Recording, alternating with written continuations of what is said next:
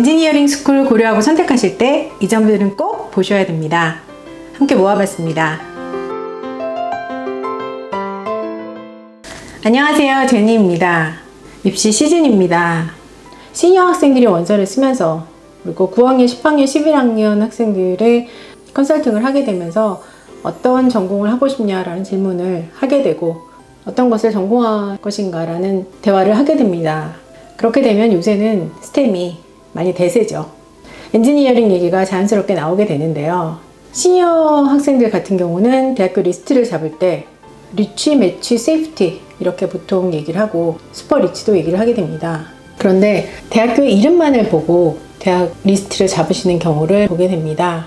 제가 속해 있는 컨설턴트 협회를 비롯해서 미국의 몇몇의 컨설턴트 협회들이 있는데 거기서 인디펜던트 컨설턴트들이 들어가려고 할 때 보는 조건들 중에 하나가 대학들을 얼마나 많이 가서 투어를 하고 또 인포메이션 세션을 가서 받는가, 그런 것들을 조건으로 하고 있습니다. 그 학교에 대해서 얼마나 자세히 알고 있느냐죠.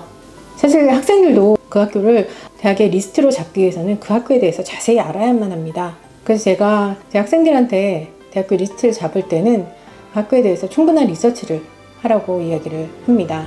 그래서 오늘 이 시간에는 엔지니어링 스쿨을 선택할 때 꼭 던져보셔야 하는 질문들에 대해서 정리를 한번 해봤습니다.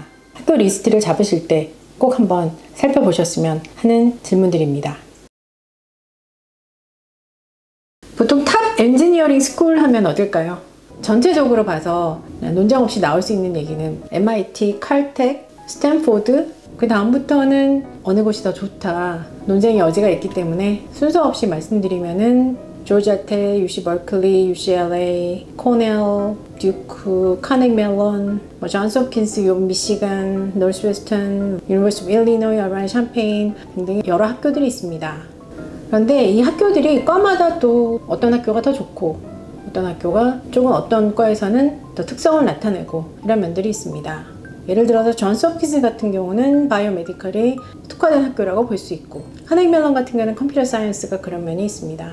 또 케미컬 엔지니어링에서는 UC 버클리가 굉장히 강한 편이고, 그래서 학생이 어떤 과를 가려고 하느냐에 따라서 조금 더 자세히 찾아보는 것도 필요합니다.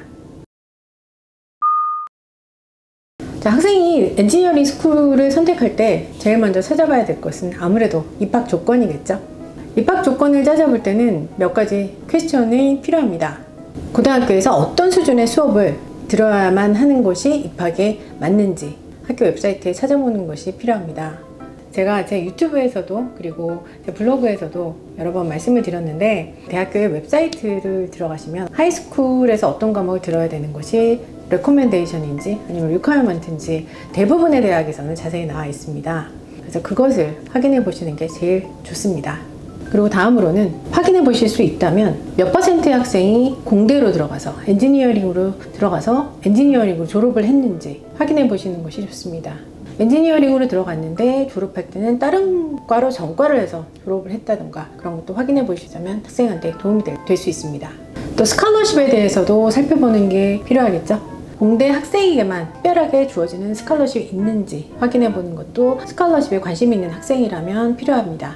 다음으로는 컴퓨터 사이언스에 관심이 있는 학생이라면 컴퓨터 사이언스가 공대에 포함이 되어 있는지 아니면은 스쿨 오브 아트 앤 사이언스에 포함되어 있는지를 확인해 보는 것이 필요합니다. 대학에 따라서 공대에 포함되어 있을 수도 있고 아니면은 아트 앤 사이언스에 포함되어 있을 수도 있습니다. 두 번째는 커리큘럼입니다. 아무래도 학생들이 공부를 어떻게 하느냐, 아카데믹한 면도 살펴봐야 되겠죠. 학교에 따라서는 엔지니어링 자체를 들어가서 또 1학년 끝나고 특정 과로 정하는 경우들이 꽤 있습니다. 그럴 경우에는 1학년 때 핸즈온 익스피리언스를 많이 해서 자기가 어느 곳에 맞는지 확실하게 할 수 있는 그런 프로그램들이 많은지, 다시 말씀드려서 자기의 전공을 탐색할 수 있는 기회가 많은지를 찾아보시는 것이 필요합니다. 두 번째는 이론과 실습, 티오리와 핸즈온 익스피리언스가 얼마나 비율적으로 많은지, 얼마나 잘 밸런스가 맞는지 확인해 보는 것도 필요합니다. 세 번째는 클래스 사이즈입니다.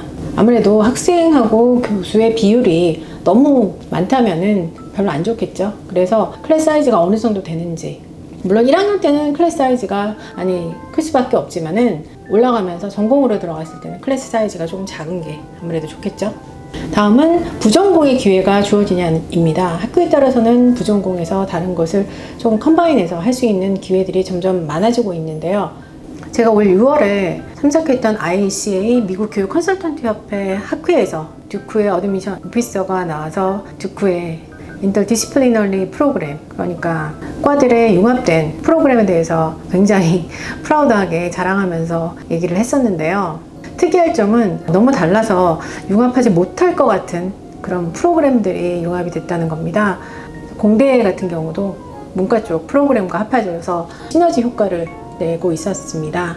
인터디시플리너리 프로그램이 있는지, 또 부전공의 기회가 있는지 확인하시고, 또 부전공의 기회가 있을 경우에는 부전공을 하면서도 4년에 졸업을 할 수 있는지 아니면 5년에 할 수 있는지 확인 같이 하시면 좋겠습니다. 또한 전체적인 커리큘럼을 확인하셔서 코어 과목은 어떤 건지, 또 일렉티브 선택 과목은 어떤 것을 할 수 있는지도 같이 보시면 좋겠습니다. 다음은 아카데믹한 그 과에 대한 경험 외에 추가적인 캠퍼스에서 할 수 있는 경험들에 대해서도 보셔야 됩니다. 스터디 어브로드가 있다면 어떤 식으로 운영이 되는지, 또 엔지니어링 프로그램과 잘 맞아서 갈 수 있는지도 확인해 보셔야 되고요. 또 학생들이 리더십이나 커뮤니케이션, 또 소프트 스킬 같은 것을 만들 수 있는 그런 기회가 학교에서 주어지는지도 살펴보시는 것이 필요합니다. 또 엔지니어링 클럽이라든가 예를 들어서 해카톤 같은 거 요새 많죠? 그런 것이 있는지도 확인해 보시고요. 또 콜라보레이션이나 아니면 실습 할 수 있는 기회가 충분히 있는지도 알아보시고, 내셔널, 인터내셔널 컴피티션에 나갈 기회가 충분히 있는지, 그리고 또 선배들이 그런 데서 상을 탄 적이 있는지도 알아보시면 좋겠습니다. 이와 연관돼서 꼭 필요한 것이 리서치 기회이죠. 엔지니어링 스쿨의 학생들이 어떤 프로젝트를 하고 있는지, 그리고 리서치 기회가 충분히 주어져 있는지를 확인해야 합니다. 어떤 학교들 같은 경우에는 리서치 기회가 대학원생에게 거의 주어져 있어서 학부 학생들이 접근할 수 없는 경우도 있습니다. 학부 학생들에게도 충분히 이런 기회가 주어지는지도 살펴보셔야 하고요. 그리고 공대생들에게 또 어떤 장비들이 사용하게 주어지는지도 알아보셔야 합니다. 인턴십 코어 프로그램 이런 것도 웹사이트 보시면 어떤 것들이 학생들이 참여를 했었고 과거의 일들도 보시면서 이 학교에는 이런 것들이 가능하구나 라는 것을 알아보실 수 있습니다. 내 아이가 이 학교를 가면 어떤 것이 가능하구나 라는 것을 살펴보셔야 합니다. 아카데믹 서포트 튜터링이라던가 그런 것이 가능한지, 그리고 전공을 바꾸는 것이 가능한지, 또 엔지니어링 스쿨에서 교수가 직접 가르치는 것과 그리고 대학원에서 조교가 가르치는 것, 그게 어떤 정도 비율까지는 아니더라도 어느 정도가 가르치는지도 한번 살펴보시는 것이 필요합니다. 마지막으로 아웃컴입니다. 졸업을 하고 나서 어떻게 취직을 하고 대학원을 가는지 살펴보셔야겠죠. US 뉴스나 여러 가지 랭킹을 매기는 곳에서 4년 만에 졸업률 같은 것이 나옵니다. 엔지니어링 스쿨에서 4년 만에 졸업률이 어느 정도 되는지를 확인해 보셔야만 합니다. 그리고 졸업한 후에 잡을 잡기 위해서 도와주는 오피스가 있는지도 살펴보시는 것이 좋습니다. 커리어를 도와주는 박람회 같은 것도 꾸준하게 열리는지도 알아보실 수 있고요. 또 그런 커리어나 인턴을 도와주는 곳에 1학년, 2학년도 참여할 수 있는지, 사실 요새는 2학년 학생들부터는 꼭은 아니지만 인턴을 하는 것이 좋습니다. 작년에, 그러니까 한 해 전에 그 학교를 졸업한 학생들의 초봉이 얼마였는지도 한번 확인해 보시는 게 좋겠죠.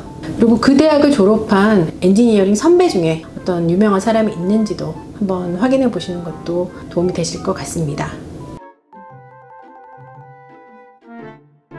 엔지니어링 스쿨을 찾아보실 때 꼭 던져보셔야 될 질문 정리해봤습니다. 학생들의 미래를 결정할 수 있는 학교 리스트는 꼼꼼히 하나하나 확인해 보신 다음에 정하셨으면 좋겠습니다.